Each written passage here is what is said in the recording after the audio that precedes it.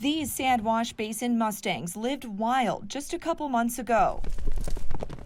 Now they're living at this East Canyon City prison complex, where the Federal Bureau of Land Management preps them for adoption. Equine infectious anemia test ensure that they don't have that disease. It's required by the state. Steve Leonard manages the BLM wild horse facilities in Colorado. He says there aren't enough resources in the Sandwash Basin to support the wild horse population. They needed to be removed to ensure that their survival and to ensure the resource was protected. These two have been together for 10 years. Yet some horse advocates like Carol Walker have concerns about possible mistreatment. It was just shocking and very, very upsetting.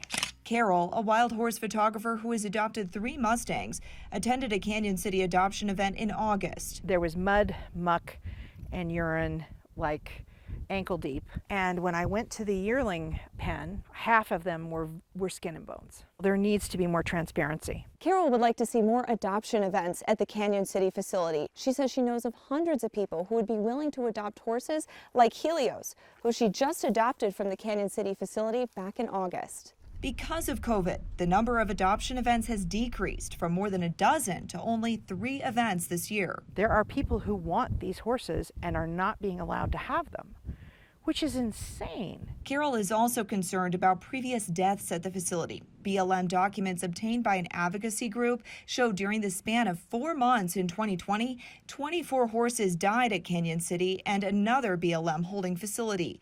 The deaths due to starvation, injuries, and illness. What would you say to critics who feel like the horses may be mistreated here? I have 2 vet reports within the last 30 days to say that the horses are treated quite well here. We have the expected amount body condition on the horses.